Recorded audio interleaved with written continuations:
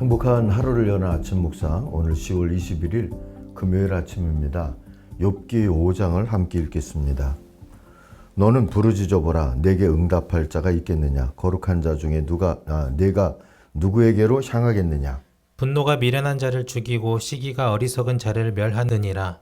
내가 미련한 자를 뿌리 내리는 곳을 보고 그의 집을 당장에 저주하였노라. 그의 자식들은 구원에서 멀고 성문에서 억눌리나 구하는 자가 없으며 그가 추수한 것은 줄인 자가 먹되 덫에 걸린 것도 빼앗으며 올무가 그의 재산을 향하여 입을 벌리느니라. 재난은 티끌에서 일어나는 것이 아니며 고생은 흙에서 나는 것이 아니니라. 사람은 고생을 위하여 났으니 불꽃이 위로 날아가는 것 같으니라. 나라면 하나님을 찾겠고 내 일을 하나님께 의탁하리라.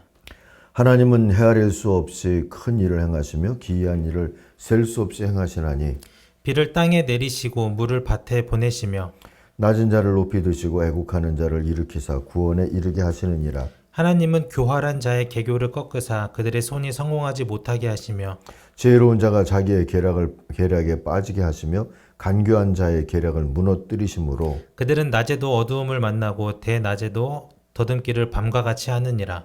하나님은 가난한 자를 강한 자의 칼과 그 입에서 또한 그들의 손에서 구출하여 주시나니 그러므로 가난한 자가 희망이 있고 악행이 스스로 입을 다무느니라. 볼지어다 하나님께 징계받는 자에게는 복이 있나니 그런즉 너는 전능자의 징계를 업신여기지 말지니라. 하나님은 아프게 하시다가 싸매시며 상하게 하시다가 그의 손으로 고치시나니 6가지 환난에서 너를 구원하시며 7가지 환난이라도 그 재앙이 내게 미치지 않게 하시며 기근 때의 죽음에서 전쟁 때의 칼의 위협에서 너를 구원하실 터인즉 내가 혀의 채찍을 피하여 숨을 수가 있고 멸망이 올 때에도 두려워하지 아니할 것이라.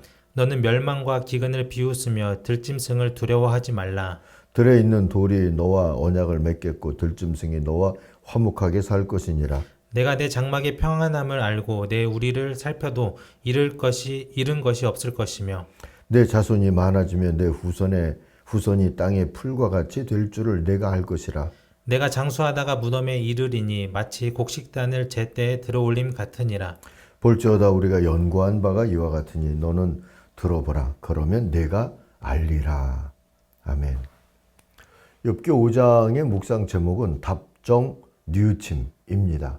답이 이미 뉘우침으로 정해진 상태에서 문제를 낸다. 이런 뜻이나 마찬가지죠. 16절 17절을 요절로 삼습니다. 그러니까 비천한 사람은 희망을 가지지만 불의한 사람은 입을 스스로 다물 수밖에 없다. 하나님께 징계를 받는 사람은 그래도 복된 사람이다. 자, 시작은 2절로 시작을 하려고 합니다.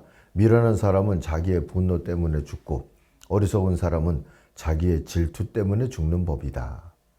엘리바스가 이 말을 하는 이유는 그가 보기에 욥은 분노와 질투로 자신의 미련함을 드러내고 있을 뿐이다라고 생각한 것이죠. 엘리바스가 알기로는 6절 7절 나오는 말씀처럼 땅에서 불행이 솟아나는 일이 없고 흙에서 재앙이 돋아나는 일도 없으니 재난은 사람이 스스로 빚어내는 것이고 불이 불티를 높이 날리는 것과 같이 그리 된다는 거예요. 이 공동번역으로 제가 읽은 겁니다. 불행과 재난은 사람이 만들어낸 거라는 거죠. 그러니 애매한 고난, 무고한 재난 그런 건 없다는 인식입니다. 그래서 엘리바스는 말하죠. 8절입니다. 나 같으면 하나님을 찾아서 내 사정을 하나님께 털어놓겠다. 이렇게 엘리바스의 설교에는 분명한 전제가 하나 있습니다. 주님은 무고한 자가 고난당하도록 내버려두지 않을 것이므로 욥은 자기 잘못 때문에 불행을 당한 것이 확실하다 하는 전제입니다.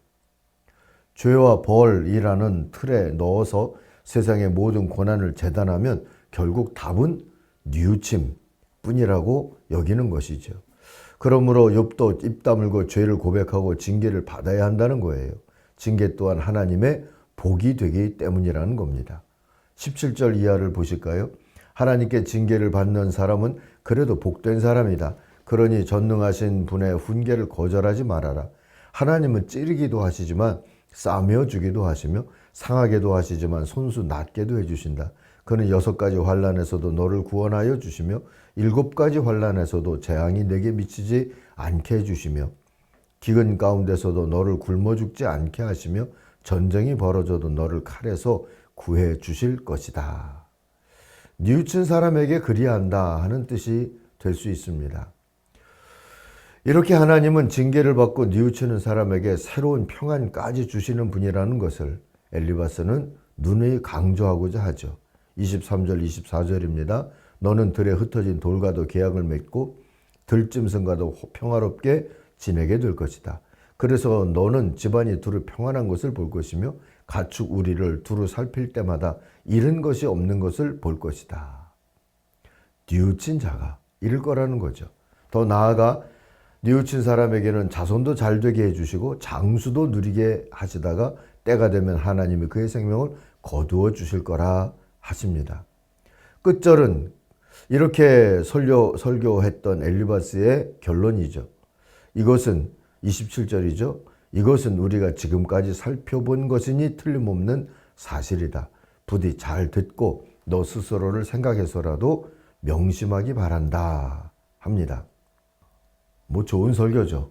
그러나 편협한 설교입니다. 결론에서 언급한 대로 그의 살펴봄이 앞서 말한 전제 곧 주님은 무고한 자가 고난당하도록 내버려두지 않을 것이므로 욥은 자기 잘못 때문에 불행을 당한 것이 확실하다 하는 이 전제를 입증하기 위한 연구였기에 그의 설교는, 이 연구를 바탕으로 한 설교는 좋은 설교라 할 수도 있지만 편협한 설교일 수밖에 없는 것이죠. 그런데 정말 그렇습니까?